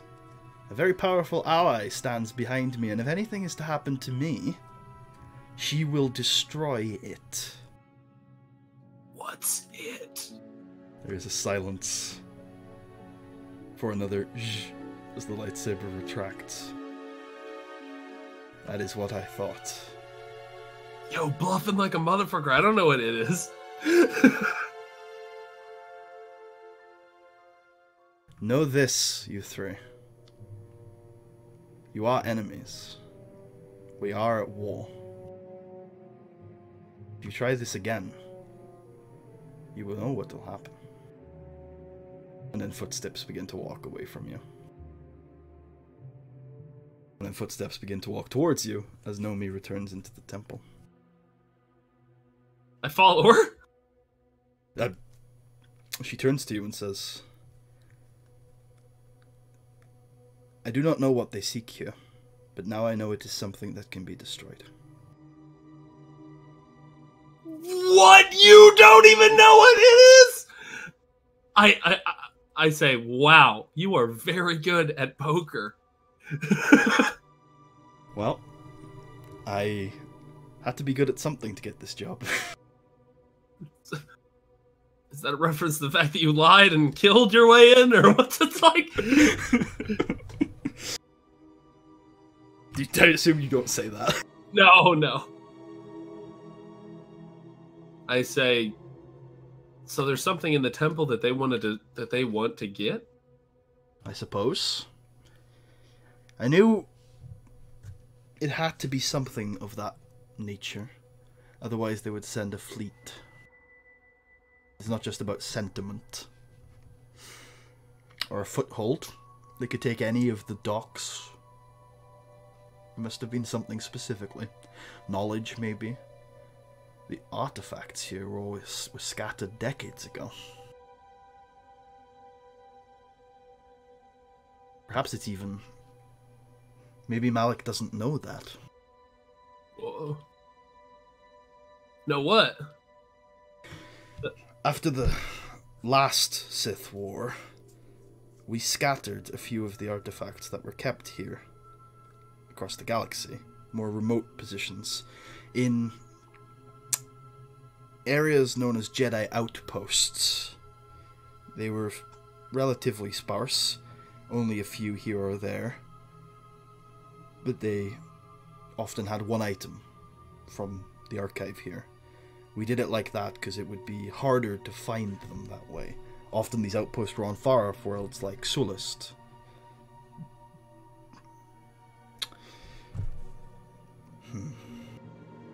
Darth Bellum, before he turned, was on a mission to recover one of these artifacts. I'm unsure if that is related. If Darth Bellum knows, it's very likely that either the Sith or Malik knows, perhaps both. Yes, so it begs the question why they keep coming here. Their ship is stationed in Hangar Bay 11. The access codes to the defenses in that hangar bay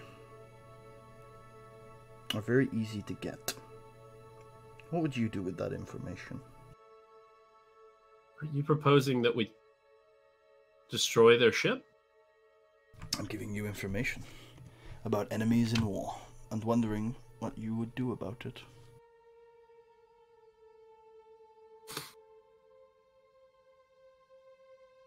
I don't know. I know two of those people. One of them was Xiao's friend. I just can't imagine how they've turned. Malik and Xiao shared some beliefs, but methods were always different. It's not surprising that that circle is torn. Malik was friends with Revan. More than friends. He was his apprentice. Now the two are almost opposite in what they believe is the right way to go about things. But what unites the Covenant and the Jedi still is hatred and fear of the Sith. The Covenant just let that hatred and fear drive them, whereas we try to recognize it exists, but use other methods to battle it.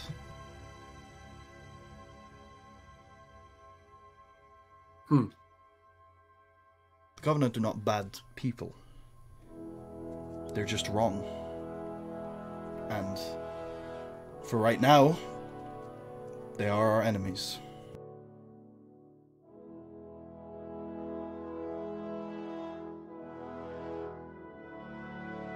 Still, killing them like that, it feels deceptive. There is no honor in that. That is for certain. But it would perhaps expedite the end of this war.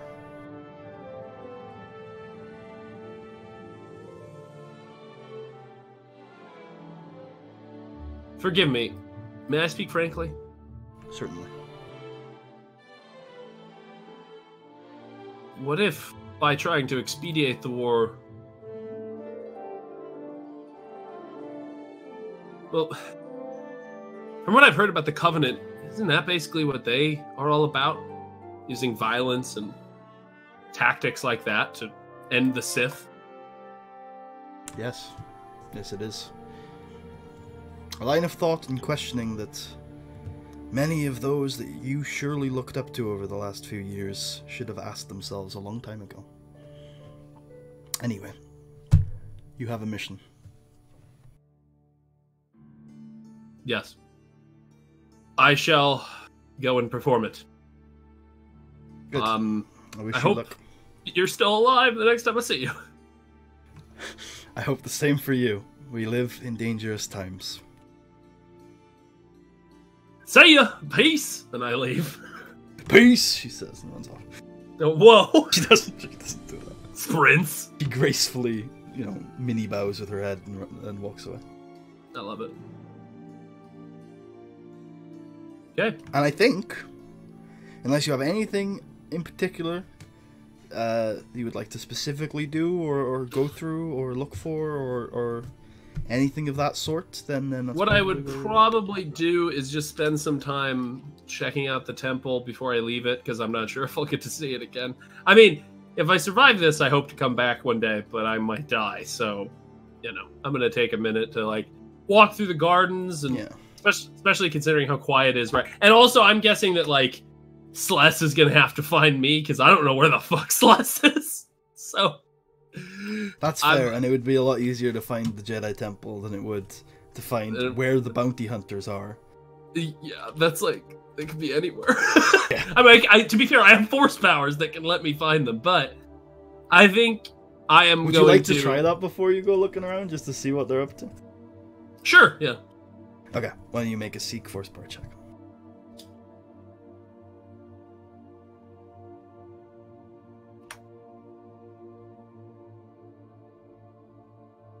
Okay, you see a large kind of office building with a big chair and a man in a suit. Across from him, a Trandoshan and a human male. He says, "Well, it'll be very difficult splitting the reward, but I suppose I could make it work, especially the first part." He slides some credit sticks across the table. "But the second part will be more difficult. You see, this was a two-step job. This captive you found, he has a partner. I asked for you specifically, Sless, and that was because there was a very specific opportunity I thought you might be interested in. You see, the governorship of Kashyyyk is up for grabs, and I thought... Bullshit! This is fucking not... No! Genocide! So much genocide!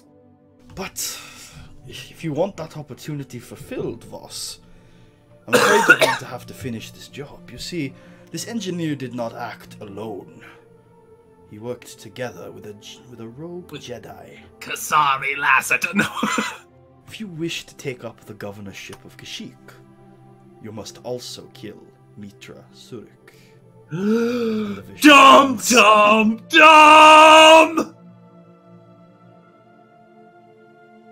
Shit. Okay. I see how it is. I've got to go find Mitra Surik and protect her from Sless's wrath. Here we go. It turns into a 3-party campaign. Sless and Corto, Vance and Bellum, and then just Kasari and Revan. Sorry, Revan, and then eventually Mitra Surik. Dude, that'd be awesome! They're the players together, and I'm just a pile of NPCs. My posse. I just keep finding new NPCs and adding them to the group. Oh man, that's great. Eventually we get Vandar on board, because of course we do. I mean, he's an OG. He's a fucking OG, we want him. Oh man. Yeah. So actually, you know what else I might do while I'm here? I'm going to look for. Do you think I could get enough parts, free parts, since this is a Jedi temple, to make a modification to my lightsaber? Like an attachment or a modification? A mod to the crystal. Absolutely, yeah, definitely. Okay. In fact, I would say you'll have to pay the credits because mechanics. But I would say that, like, oh no, okay, I'll give you like a half off on. The no, you're right. Cave. Because you're right. I'll give you half off on the credits because mechanics, but you don't really need to go finding tools. Just sitting in one of the meditation rooms in the heart of this place is definitely enough to you know get access to your crystal's inner workings. Inner workings. Okay. Let's see. So, I believe I only have one mod, so a second mod would cost 200 credits normally. Half off is 100. Okay. There you go. I'm even more poor. 354. Okay. Yeah. So, oh man, I really wish I sold the Jewel of Antar when I could have. It was worth quite a lot, wasn't it? Probably. I probably could have set myself up for a while. Actually, can I also ask the Jedi for a stipend? I think that's reasonable. How do Jedi feed themselves? The guy at the front desk that you asked this about says, we can pay for certain expenses. Ship costs, taxi costs, for example, fuel, could you reimburse? I paid 200 credits on a taxi to get here. Could you reimburse that? He looks at you a little bit like you're going to be one of the stingy Jedi Knights, and he takes 200 credits out of a small box and says, here. Yeah. Okay, now we're in business. Okay. Also, at the moment, we are at war, which means we get certain Republic's benefits. I have to run you through the system, but you'll eventually get a monthly wage from the Republic, because you are technically a soldier of the Republic. That's weird. Yes. Yes.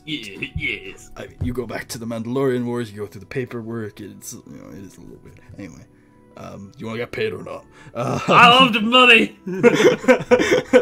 The Republic will also reimburse you for any weapons, armor, and ammunition.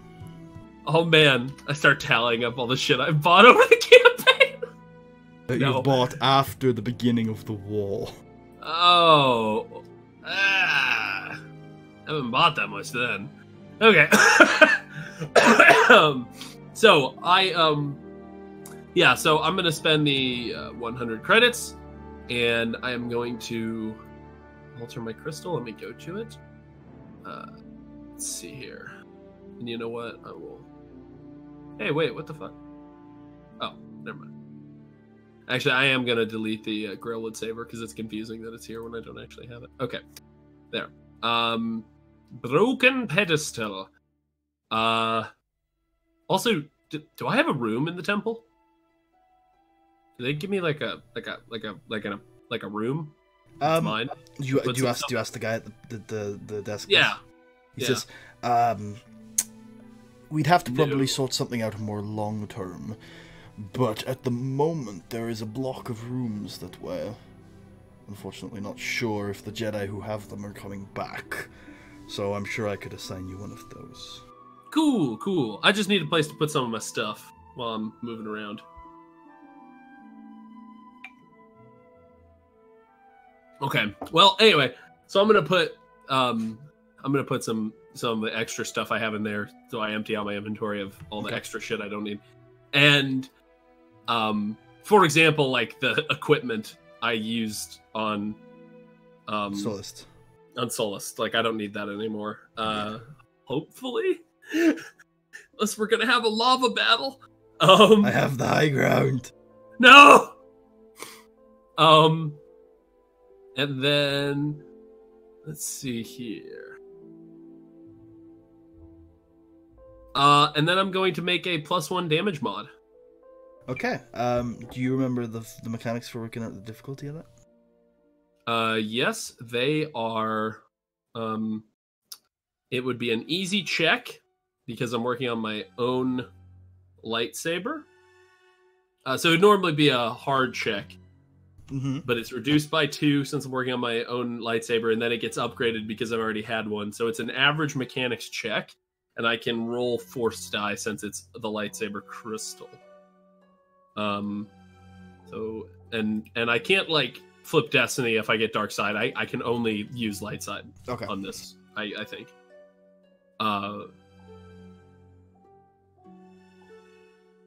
Okay, so let me just roll mechanics.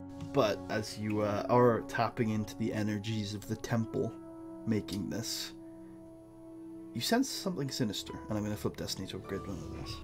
No, I don't like it. Dad. There's a darkness hid deep below. Okay. Dark entity. No, stop it. Don't do it. Stop saying dark entity. A monster. No! One of the old gods. Not the old gods! Okay. The ancient entities that forged this world in darkness. This is getting intense. And brought it from the edge of the Empire and brought it here. Oh, they're going. What's happening? Oh, they're going. Dude, I think the Jedi and Sith are having a battle right now. That is what happened when the old god forged the Empire. Seriously, what's going on? It was known as the Black Empire, and those spires are from it, and they still remain because the Sith have a grasp on this temple unlike anything you have ever seen. Is that you, Emperor? No, the Emperor is but a pawn in the grand game. What? Who isn't a pawn in the grand game? The Dark Lords. Okay. Something happened eventually there. You fail, right? Because even with 2 successes, it's cancelled out. Oh man, that's actually really bummer. Yeah, bummer for me too, because I didn't upgrade the dice to make you fail. I upgraded to get a despair. That would have been way funner. Like, you know. Well, then you should have just said something evil happens. No, because, you know, still wanted to leave it in Dice's hands. Also, you didn't get any light side points on those dice. The dark side really is here. Oh no. Wait, let me check real quick to make sure I'm right about that. Because if the dark side is here, I wouldn't mind flipping a destiny just to, you know, represent the evil. I mean, hell, because there is this dark presence that has, like, definitely made its way into this check. Whether or not the mechanic is there, I'll let you flip destiny to use the dark side points. Yeah, I don't have to look it up then. Okay, sure, I'll flip destiny. Cool. Do you only use one of the points, or do you use them all to infuse the broken pedestal with your hatred and your anger? God, no, just one, just one! No. You forge the crystal and you reach into it and you see the power of this crystal is the bond between you and Vance. And you realize that if you wish to use it as a weapon of your vengeance... Oh no. You must recognize, just like Nomi said, don't ignore your hatred. Don't try to eliminate your hatred. Recognize it's there and accept it as a part of you. Love it! Accept it as a part of you. And so you forge your hatred into this crystal, upping its damage by 1. I'm going to say you take 2 conflict. 1 from the actual usage of the dark side point, and 1 from a general experience. And also while you're doing this, you do feel deep down below the temple a dark presence. I don't like it. Talk to Naomi about that later. Or Naomi, goddammit. Fucking up. Is that the end of the session? Is that all? That's the end of the session. Alright, we're gonna leave it there this week. Whew. That was a big one. That was a big one. That was a big man. So I'm going to do the outro this week, since I'm probably going to do the outro for both of the smaller sessions, and then you can all do the outro for the finale. So thank you all for watching. I hope you've enjoyed. I hope you're all ready for Utapau, because for Kasari, that is the next stop. We'll see you guys then.